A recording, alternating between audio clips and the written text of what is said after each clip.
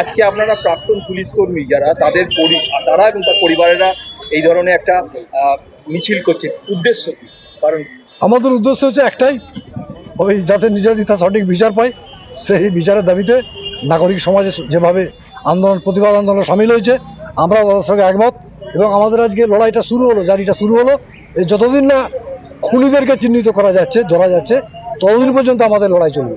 আচ্ছা, পুলিশ কর্মীরা তো পশ্চিমবাংলায় এটা প্রথম দেখা যাচ্ছে যে আপনারা এভাবে নামলেন। হ্যাঁ, এই ঘটনাও তো প্রথম, রেয়ার অফ দি রেয়ারেস্ট, বিরলতমের মধ্যে বিরল।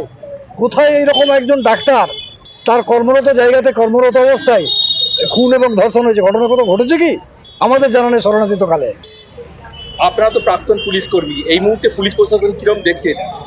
পুলিশ প্রশাসন তো তার পেছনে তো যারা নির্দেশ দেয় সেই অনুসারে তারা কাজ করে, আর সমস্ত নিচু শ্রেণীর যারা কর্মচারী, কনস্টেবল থেকে ইন্সপেক্টর, তারা আক্রান্ত হয়।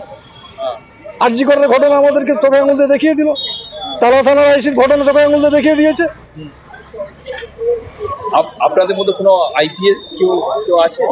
না, কথাবার্তা হয়েছে, ওনারা এখনো যোগদান করেননি। হ্যাঁ, শুধুমাত্র পুলিশ কর্মী? হ্যাঁ, আমাদের পুলিশ কর্মচারী এবং আমাদের পরিবারবর্গ। আচ্ছা, আর লাস্ট এইটা দিয়ে এখন কি বার্তা দিতে চাইছে অন্যান্য পুলিশ ফোর্সকে, কি বার্তা দিতে চাইছে? সমস্ত আমাদের বার্তাটা শুধু পুলিশ ফোর্স নয়, সমগ্র সমাজের মানুষের কাছে, সমগ্র নাগরিক সমাজের কাছে, যে আমরা এই যে একটি বিরলতম ঘটনা, যে অপরাধটি সংঘটিত হয়েছে, তার প্রতিবাদে আমরা সামিল হয়েছি।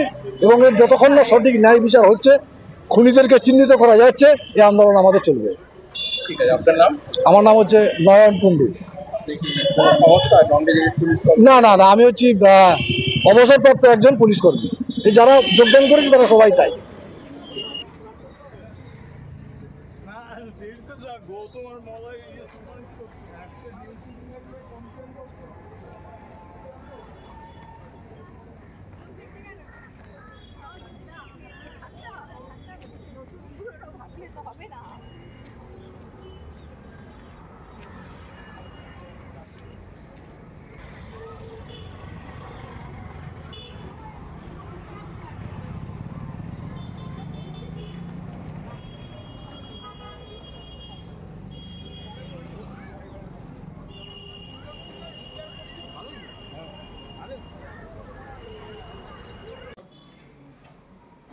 বাহিনী সেই দিনে আমরা জানতে পারি যে ডিসি নর্থ যিনি ছিলেন আইপিএস অফিসার, তিনি একটা মোটা টাকার বান্ডিল মিটার নির্যাতিতার মায়ের হাতে খুঁজে দিতে হবে।